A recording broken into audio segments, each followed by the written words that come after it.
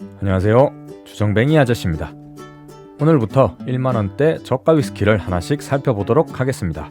먼저 말씀드리는 건데 저가 위스키는 저가인 이유가 있는 법이니 너무 과도한 기대는 하지 않으시는 게 좋습니다. 내 입맛에 괜찮게 느껴지는 제품이 있을지언정 4, 5만원대 제품에 육박하는 품질을 지닌 숨겨진 보물 같은 건 사실상 없다고 보셔도 무방합니다. 이런 저가 위스키는 스카치 위스키의 최소 조건인 3년 숙성만 딱 채우고 출하하거나 숙성을 좀 더 오래 했지만 제품의 품질 기준을 맞추지 못한 원액을 먹기 좋게 블렌딩해서 내놓는 경우가 많습니다. 즉, 저가 위스키의 목적이 맛있는 제품을 만드는 게 아니라 값싸고 적당히 먹기 좋은 제품을 만드는 것입니다. 뭐 그렇다고 해서 완전히 못 먹을 물건을 내놓는 건 아니니까 이 저가 위스키 중에서 내 입맛에 맞는 제품을 찾을 수 있다면 정말 가성비 좋게 취할 수 있겠죠. 매일 소주를 드실 정도로 술을 좋아하는 분이라면 오히려 이런 저가 위스키들이 소주의 대체제로도 좋을 수 있습니다. 도수와 용량 대비 가격으로 치면 소주와 그렇게 큰 차이가 나는 것도 아니고 역한 냄새를 감추려고 온갖 감미료를 집어넣은 희석식 소주에 비하면 훨씬 깔끔하기도 하죠.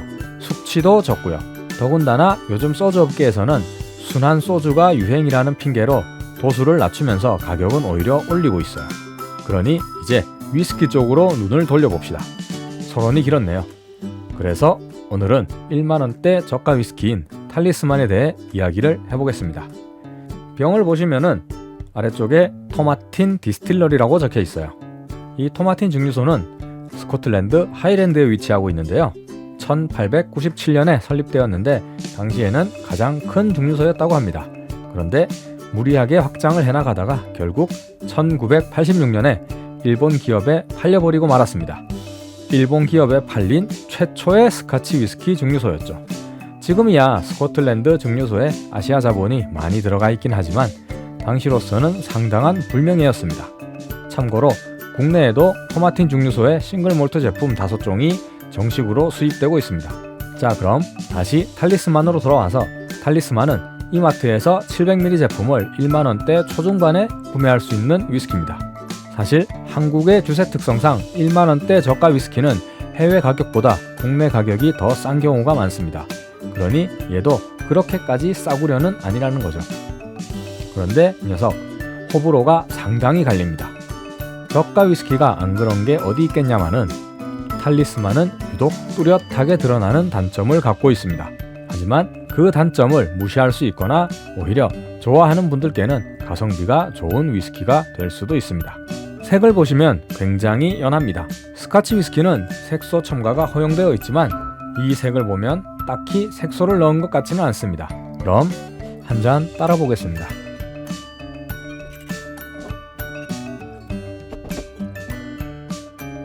굳이 지거를 이용하는 이유는 시음하는 양을 정해두기 위함도 있고 위스키의 숨겨진 향을 찾아내는 데도 도움이 되기 때문입니다.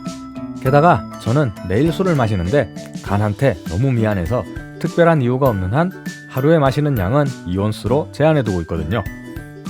따르자마자 비릿한 향이 올라오네요. 저가 위스키에서 대부분 나는 향이지만 탈리스만은 유독 그 정도가 심합니다. 이 비릿한 향이 방해가 돼서 다른 향을 찾아내는 게 쉽지가 않아요. 저는 아주 옅은 바닐라와 벌꿀 정도가 느껴지네요. 알코올 부주는 예상보다 심하지 않습니다. 처음에 병을 개봉했을 때도 병에 코를 대고 향을 맡을 수 있을 정도였어요. 다만 이건 제 코가 고도수 술에 절어서 그런 걸 수도 있다는 점은 참고해 주시고요. 그럼 맛을 보겠습니다. 향에서는 알코올 부주가 느껴지지 않았는데 입에 넣었을 때는 살짝 알싸한 느낌이 있네요. 위스키의 스파이시한 풍미라기보다는 저숙성 위스키에서 오는 강한 알코올 기운 같습니다. 맛은 의외로 괜찮습니다. 제법 선명한 바닐라의 단맛, 나무의 풍미, 아주 옅은 사과향, 그리고 놀랍게도 피트까지 느껴집니다. 1만원대 위스키에 피트가 있다는 건 조금 놀랍네요. 목넘 김은 비교적 부드러운 편인데 삼키고 나면 식도에서 뜨거운 기운이 슬금슬금 올라옵니다. 이놈의 알코올이 참 일관성이 없네요. 향에서는 없다가 혀에서 한번 때리고 목으로는 부드럽게 넘어간 줄 알았는데 슬금슬금 기어 올라옵니다. 피니쉬는 예상대로 매우 짧습니다. 아니 짧다기보단 거의 없다고 보는 편이 맞겠네요. 삼키는 순간 피트 향이 코 안쪽에 아주 살짝 퍼졌다가 순식간에 사라집니다.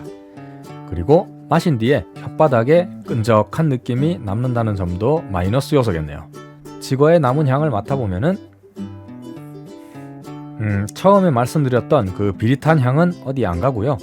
추가로 담배 향과 달달한 베리류의 향이 약간 나는 것 같습니다. 일단 스카치가 가져야 할 만한 요소는 다 갖추고 있습니다. 그 수준이 딱히 높은 편은 아니지만 있을 건 다 있어요. 그런데 제가 처음 말씀드렸던 그 비릿한 향, 이게 정말 심각한 단점입니다. 이놈의 존재감이 정말 미쳐 날뛰입니다. 우리가 쉽게 접할 수 있는 걸로 비유하자면 비가 내린 후에 젖은 낙엽의 꿉꿉한 향과 가장 비슷합니다.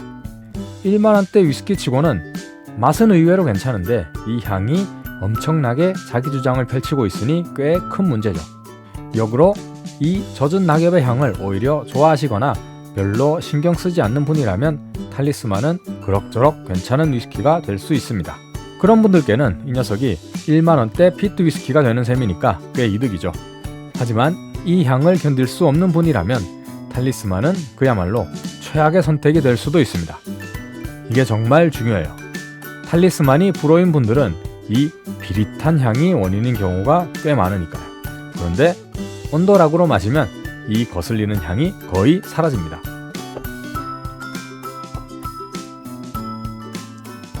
대신 다른 향도 다 같이 사라집니다. 마셔보면 혀에 닿았을 때 살짝 단맛이 왔다가 그 뒤로는 씁쓸한 맛이 밀려옵니다. 우리가 위스키를 접하기 전에 상상하기만 했던 그 양주의 맛, 세고 쓰고 딱 그런 느낌입니다. 소주를 자주 마시던 분들께는 오히려 이쪽이 더 좋을 수도 있겠네요. 소주 같은 역한 느낌이 없으면서도 도수가 높고 술을 마시는 느낌까지 나니까요. 스트레스를 풀려고 소주 드시는 분들은 한 잔 딱 꺾고 나서 한번 해주면 스트레스가 풀리잖아요. 위스키를 마시고 나서는 이거 안 하죠. 그런데 이건 딱를 부르는 맛입니다.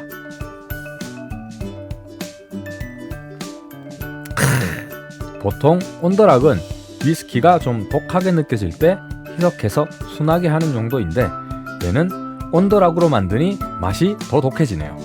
제가 지금 칭찬을 하는 건지 욕을 하는 건지는 모르겠는데 일단 저라면은 희석식 소주를 마시느니 이걸 온더락으로 마시겠어요. 추가로 콜라와 섞으면 향이 또 변합니다.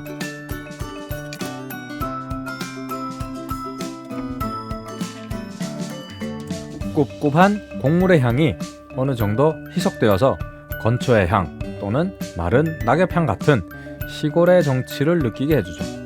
저가 위스키임에도 콜라와 섞었을 때 이 정도의 존재감을 뿜어낸다는 점은 장점이라면 장점일 수도 있겠네요.